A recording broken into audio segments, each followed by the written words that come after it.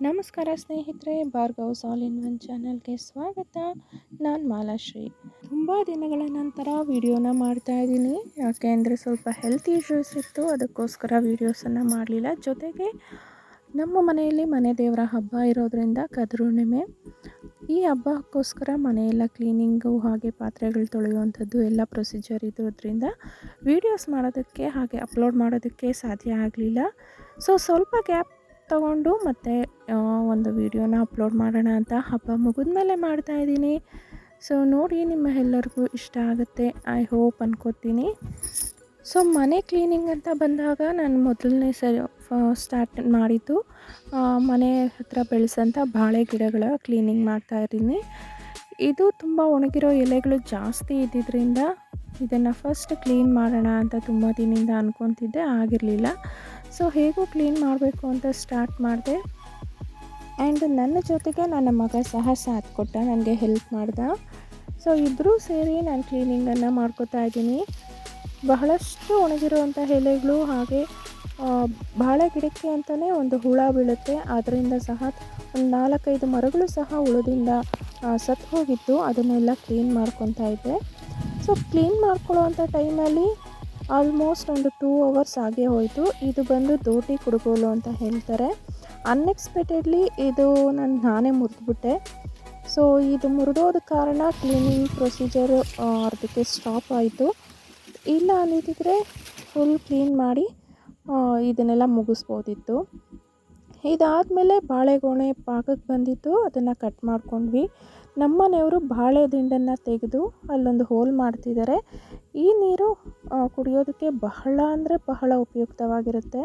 ಜೊತೆಗೆ ಹೆಲ್ತ್ ತುಂಬಾ ಚೆನ್ನಾಗಿರುತ್ತೆ, ಮೈಯಲ್ಲಿರೋವಂಥ ಉಷ್ಣಾಂಶವನ್ನು ಕಡಿಮೆ ಮಾಡುತ್ತೆ.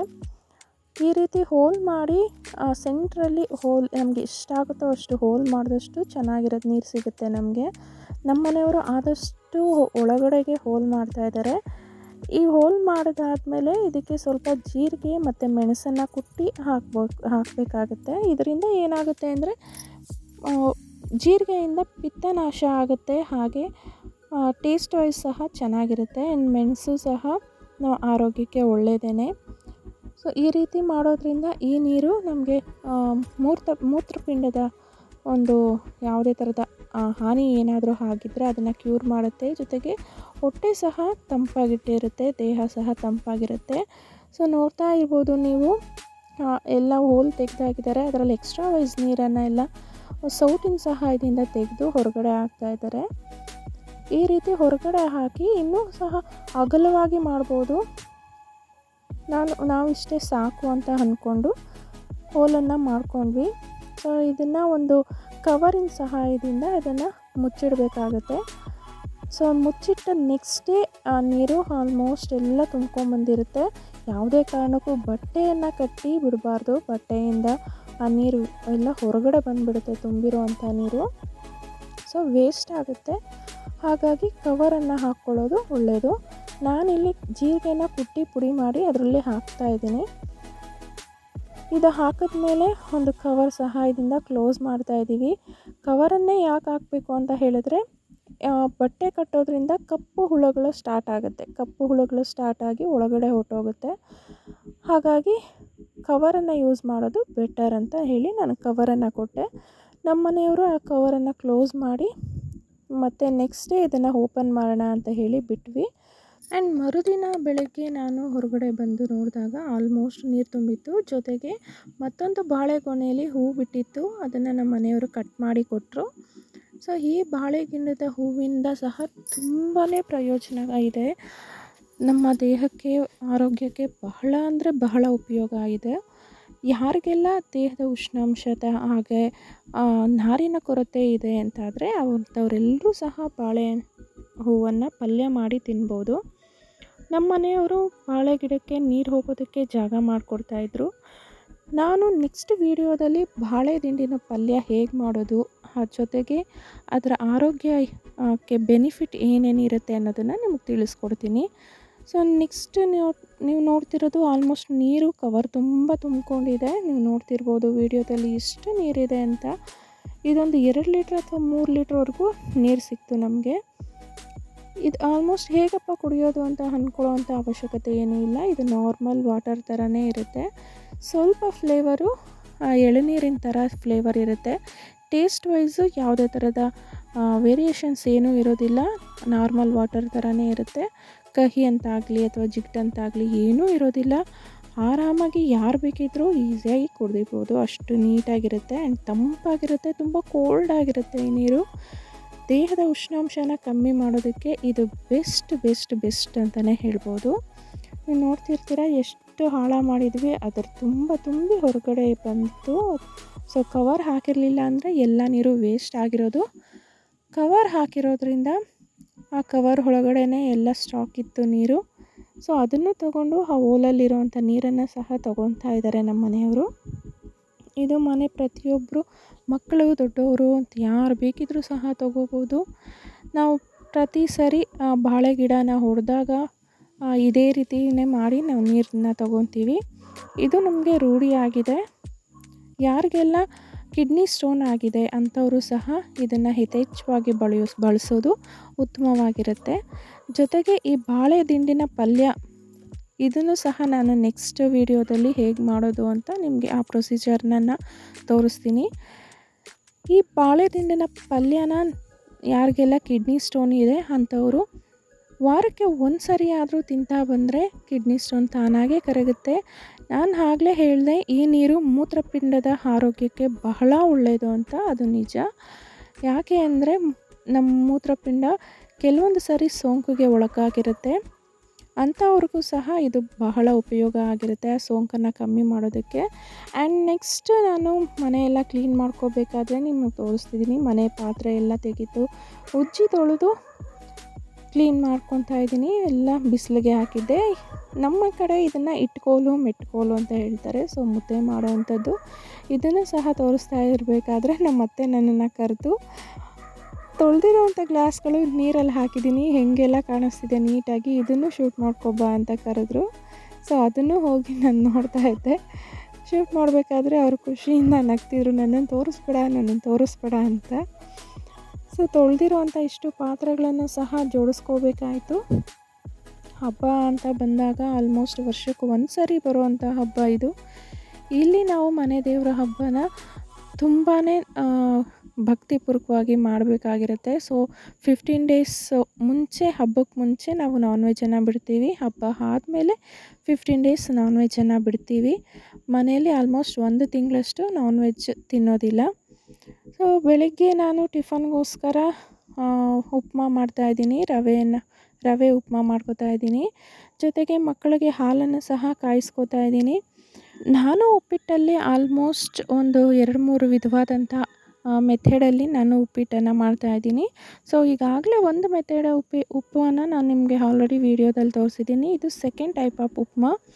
ಇದು ಮಕ್ಳಿಗೆ ಮಾತ್ರನೇ ಮಾಡ್ತಾಯಿದ್ದೀವಿ. ನಾವು ದೇವಸ್ಥಾನಕ್ಕೆ ಹೋಗಿ ತೀರ್ಥ ಪ್ರಸಾದ ತೊಗೊಂಡು ಬಂದಮೇಲೆ ಉಪವಾಸ ಬಿಡುವಂಥದ್ದು. ಸೊ ನಾವು ಉಪವಾಸ ಇರೋದ್ರಿಂದ ನಾವೇನು ಟಿಫನ್ ಮಾಡ್ಕೊಂಡಿಲ್ಲ ಅದು ಮನೇಲಿ ದೊಡ್ಡವರು.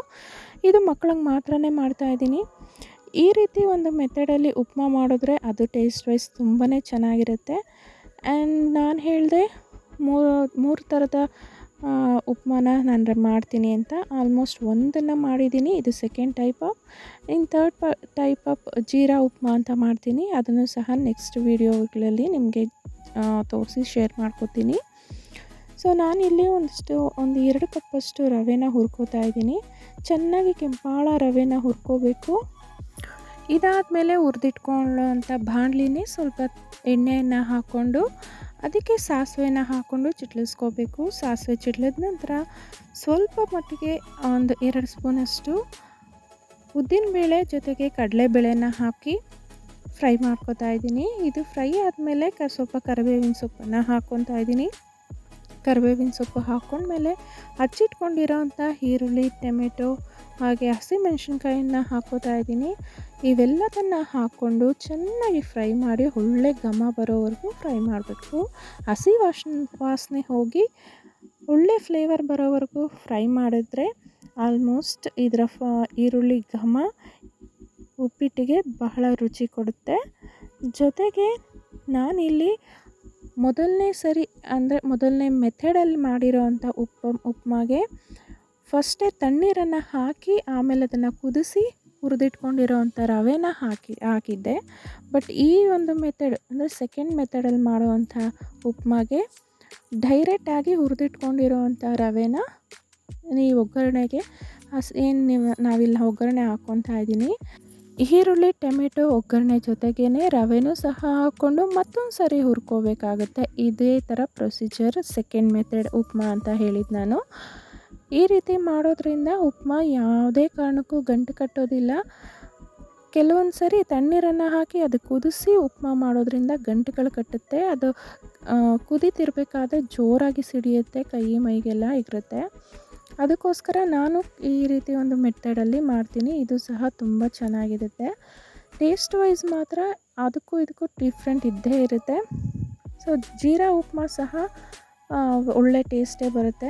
ನಾನಿಲ್ಲಿ ಖಾರಕ್ಕೆ ಹಸಿಮೆಣ್ಸಿನ್ಕಾಯಿನ ಹಾಕ್ಕೋತಾ ಇದ್ದೀನಿ. ಹಸಿಮೆಣ್ಸಿನ್ಕಾಯಿ ಹಾಕ್ಕೊಂಡ್ಮೇಲೆ ಸ್ವಲ್ಪ ಹುರ್ಕೋತಾ ಇದ್ದೀನಿ. ಆಲ್ಮೋಸ್ಟ್ ಇದು ರೆಡಿ ಆಗ್ತಾ ಬಂತು. ಈಗ ನಾನು ಇದಕ್ಕೆ ಹುರಿದಿಟ್ಕೊಂಡಿರೋ ಅಂಥ ರವೆನ ಹಾಕ್ಕೊಂಡು ಮತ್ತೊಂದು ಸರಿ ಹುರ್ಕೋತೀನಿ.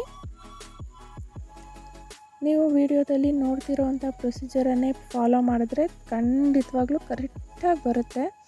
ಆ್ಯಂಡ್ ಈ ನೀರು ಇದಕ್ಕೆ ಹಾಕೋದು ಬೇಡವಾ ಅಂತ ಕೇಳಿದ್ರೆ ಖಂಡಿತವಾಗ್ಲೂ ಇದಕ್ಕೆ ನೀರು ಹಾಕಬೇಕು. ಆದರೆ ತಣ್ಣೀರಲ್ಲ.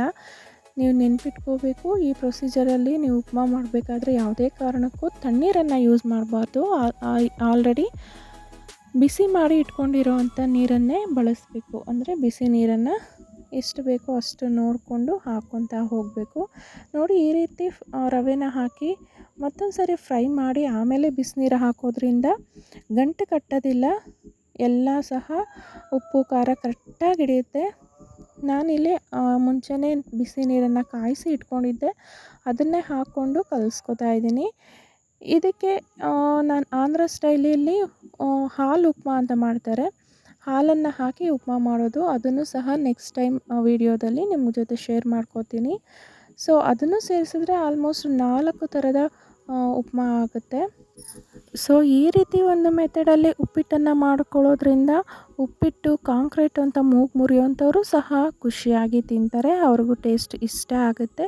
ಸೊ ಈ ರೀತಿ ಮಾಡಿಕೊಂಡು ಎಲ್ಲರೂ ಖುಷಿ ಪಡಿ ಅಂತ ಹೇಳ್ತಾ, ಮನಸಾರೆ ತಿನ್ನಿ ಅಂತ ಹೇಳ್ತಾ ನಾನು ಉಪ್ಪಿಟ್ಟನ್ನು ರೆಡಿ ಮಾಡಿಕೊಂಡೆ. ಸೊ ಲಾಸ್ಟಲ್ಲಿ ಕೊತ್ತಂಬರಿ ಸೊಪ್ಪನ್ನು ಹಾಕ್ಕೊಂಡು ರುಚಿಗೆ ತಕ್ಕಷ್ಟು ಉಪ್ಪನ್ನು ಹಾಕ್ಕೊಂಡು ಉಪ್ಪಿಟ್ಟನ್ನು ರೆಡಿ ಮಾಡಿಕೊಂಡೆ. ಆ್ಯಂಡ್ ನಾವು ಮನೆಯವರೆಲ್ಲ ರೆಡಿಯಾಗಿ ಸ್ನಾನಗಳೆಲ್ಲ ಮುಗಿಸಿ ಮಕ್ಕಳನ್ನೆಲ್ಲ ರೆಡಿ ಮಾಡಿಕೊಂಡು ಮನೆ ದೇವಸ್ಥಾನಕ್ಕೆ ಹೊರಡಬೇಕಾಗತ್ತೆ. ಸೊ ಮನೆ ದೇವಸ್ಥಾನಕ್ಕೆ ಹೋದಾಗ ತುಂಬಾ ರಶ್ ಇತ್ತು, ಸಿಕ್ಕಾಪಟ್ಟೆ ರಶ್ ಇತ್ತು. ಅದು ಅಲ್ಲದೆ ನಾನು 2 ಮಕ್ಕಳನ್ನ ಕರ್ಕೊಂಡು ಹೋದಾಗ ಎಲ್ಲಿ ತುಳಿದ್ಬಿಡ್ತಾರೋ ಅನ್ನೋ ಭಯ ಕಾಡ್ತಾಯಿತ್ತು. ಜೊತೆಗೆ ಹೋಗುವಂಥ ಗಡಿಬಿಡಿಯಲ್ಲಿ ನಾನು ಫೋನ್ ಮನೆಯಲ್ಲೇ ಮರೆತುಬಿಟ್ಟು ಹೊರಟೋದೆ. ಅದಕ್ಕೋಸ್ಕರ ಅಲ್ಲಿನ ವೀಡಿಯೋನ ನಾನು ಮಾಡ್ಕೊಳ್ಳೋದಕ್ಕಾಗಲಿಲ್ಲ ದೇವಸ್ಥಾನದಲ್ಲಿ. ಸೊ ದೇವಸ್ಥಾನದಿಂದ ಬಂದ ಮೇಲೆ ಮನೆಯೆಲ್ಲ ಮತ್ತೊಂದು ಸರಿ ಕ್ಲೀನನ್ನು ಮಾಡಿಕೊಂಡು ನಾವು ಎಡೆ ಹಾಕ್ತೀವಿ, ಕಳಶ ಇಟ್ಟು ಎಡೆ ಹಾಕ್ತೀವಿ. ಈ ರೀತಿ ನಾನು ದೇವ್ರ ಮನೆಯಲ್ಲಿ ಕಳಶನ ಇಟ್ಟು ಎಡೆ ಮಾಡಿದ್ದೆ. ನಮಗೆ ಬೇಕಾದಂಥ ರುಚಿಕರವಾದಂಥ ಆಹಾರಗಳನ್ನು ನಾನು ಮಾಡಿಕೊಂಡಿದ್ದೆ. ಸೊ ಏನೇನು ಮಾಡಿದ್ದೆ ಅಂದರೆ ಚಿತ್ರಾನ್ನ, ಶಾವಿಗೆ ಪಾಯಸ, ಹಪ್ಪಳ, ಸಂಡಿಗೆ, ಮೆಣಸಿನ್ಕಾಯಿ ಬಜ್ಜಿ, ಅನ್ನ ರಸಂ, ಹೆಸರುಬೇಳೆ ಕೋಸಂಬರಿ ಪಲ್ಯ. ಈ ರೀತಿ ನಮಗೆ ಯಾವ ಥರದ ಇಷ್ಟ ಬರುತ್ತೋ ಆ ರೀತಿ ಅಡುಗೆಗಳನ್ನು ಮಾಡ್ಕೋಬೋದು. ಇದೇ ಮಾಡಬೇಕು ಅನ್ನೋದೇನೂ ಇಲ್ಲ. ಸೊ ಈ ಎಲ್ಲ ರೆಸಿಪಿಗಳ ಇಂಗ್ರೀಡಿಯೆಂಟ್ಸ್ ಹಾಗೆ ಹೇಗೆ ಮಾಡೋದು ಅನ್ನೋ ಒಂದು ವೀಡಿಯೋಸ್ನ ನಾನು ವೀಡಿಯೋ ಮಾಡ್ಕೊಳ್ಲಿಲ್ಲ. ಏಕೆಂದರೆ ಸಂಜೆ ಆಗ್ತಿದ್ದಂತೆ ಊರಲ್ಲಿರೋಂಥ ಎಲ್ಲರನ್ನೂ ಕರೆದು ನಾವು ಊಟ ಬಡಿಸ್ಬೇಕಾಗಿರುತ್ತೆ, ಹಬ್ಬ ಇಲ್ಲದೆ ಇರೋಂಥವ್ರಿಗೆಲ್ಲ. ಅದಕ್ಕೋಸ್ಕರ ಬೇಗ ಬೇಗ ಮಾಡ್ಕೋಬೇಕಾಗತ್ತೆ ಅಂತ ಹೇಳಿ ನಾನು ವೀಡಿಯೋ ಮಾಡ್ಕೊಳ್ಳೋದಕ್ಕೆ ಆಗಲಿಲ್ಲ. ಸೊ ಇದಾಗಿತ್ತು ಹಬ್ಬದ ವೀಡಿಯೋ. ನೀವು ನೋಡ್ತಿರ್ಬೋದು, ನಾನು ಮೊದಲನೇ ಸರಿ ಕಳಶನ ಪೂಜಿಸಿದ್ದು. ಇದಕ್ಕೂ ಮುಂಚೆ ನಮ್ಮ ಅತ್ತೆಯವರು ಪೂಜಿಸ್ತಿದ್ರು. ಸೊ ಈ ಸರಿ ನಾನು ಪೂಜಿಸ್ತಿದ್ದು ಈ ರೀತಿ ಇತ್ತು. ನಿಮ್ಮೆಲ್ಲರಿಗೂ ಇಷ್ಟ ಆಗಿದರೆ ದಯವಿಟ್ಟು ಲೈಕ್ ಮಾಡಿ, ಶೇರ್ ಮಾಡಿ, ಕಮೆಂಟ್ ಮಾಡಿ.